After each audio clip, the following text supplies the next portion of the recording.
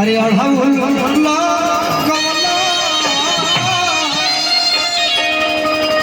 अच्छा ना सब क्या नाम दावत आज एक बार ताली बजा के बताई तो तरीके से बहुत आनंद आ रहा है भैया बजाइए ताली बजाओ ताली बजाओ और हम